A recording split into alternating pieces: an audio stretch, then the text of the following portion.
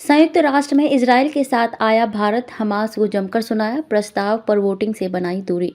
संयुक्त राष्ट्र महासभा ने शुक्रवार को गाजा में इजरायली सेना और हमास आतंकवादियों के बीच संघर्ष पर एक प्रस्ताव पेश किया गया। इस प्रस्ताव का मकसद गाजा में तत्काल, टिकाऊ और निरंतर मानवीय संघर्ष विराम का आह्वान करना था। इस प्रस्ताव पर हुई वोटिंग के बाद यूएन न्यूज सेंटर ने ट्वीट कर कहा कि संयुक्त राष्ट्र महासभा ने मौजूदा गाजा संकट पर नागरिकों की सुरक्षा और कानूनी और मानवीय दायित्वों को कायम रखने पर प्रस्ताव अपना लिया है।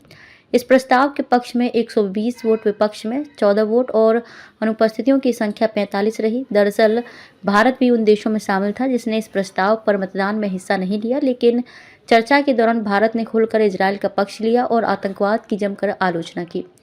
जॉर्डन के प्रस्ताव पर कौन कौन से देश रहे अनुपस्थित? संयुक्त राष्ट्र महासभा में इजरायल गाजा विवाद पर यह प्रस्ताव जॉर्डन ने पेश किया था। इस प्रस्ताव पर मतदान से अनुपस्थित रहने वाले 45 देशों में आइसलैंड, भारत, पनामा, लिथुआनिया और ग्रीस शामिल थे। यह प्रस्ताव इजरायल फिलिस्तीन संकट पर संयुक्त राष्ट्र महासभा के आपातकालीन विशेष सत्र के दौरान अपनाया गया था। संयुक्त राष्ट्र महासभा ने गाजा एन्क्लेव के अंदर फंसे नागरिकों के लिए जीवन रक्षक आपूर्ति और सेवाओं के निरंतर, पर्याप्त और निर्बाध पहुंच की भी मांग की। यूएनजीए में मतदान ऐसे समय में हो रहा है जब इजरायल ने गाजा में जमीनी अभियान बढ़ाने की घोषणा की है। भारत ने इजरायल के खिलाफ प्रस्ताव पर क्या कहा? भारत ने जॉर्डन के पेश किए गए इजरायल फिलिस्तीन प्रस्ताव पर दूरी जरूर बनाए रखी, पर आतंकवाद को लेकर हमास पर जमकर निशाना साधा। भारत ने कहा कि वह इजरायल फिलिस्तीन संघर्ष को दूर करने के लिए द्विराष्ट्र समाधान के लिए प्रतिबद्ध है।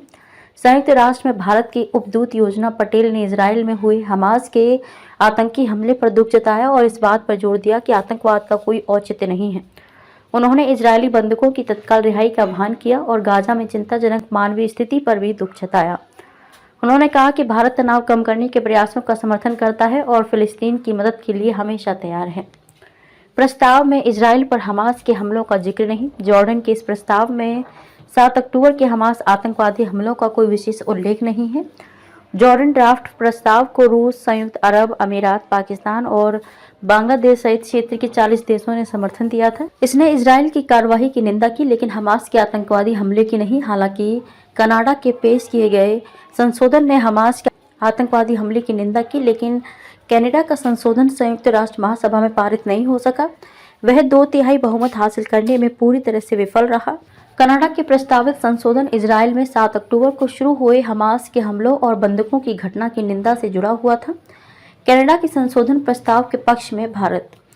इस बीच संयुक्त राष्ट्र में पाकिस्तान के स्थायी प्रतिनिधि मुनीर अकरम ने कहा कि अगर कनाडा अपने संशोधन में निष्पक्ष रहा तो वह इजरायल के साथ साथ हमास का भी नाम लेने पर सहमत होगा। उन्होंने इस बात पर जोर दिया कि किसी पक्ष का नाम नहीं लेना सबसे अच्छा विकल्प था। उन्होंने कहा कि अगर आपको निष्पक्ष और न्यायसंगत और निष्पक्ष होना है तो इजरायल का नाम भी रखना होगा। मसौदा प्रस्ताव में कनाडा के नेतृत्व वाले संशोधन पर मतदान के दौरान 88 ने संशोधन के पक्ष में मतदान किया, 55 ने संशोधन के खिलाफ मतदान किया और 23 मतदान से अनुपस्थित रहे। संशोधन के पक्ष में मतदान करने वाले देशों में Bharat, Australia, America, Britain, Austria और यूक्रेन शामिल थे।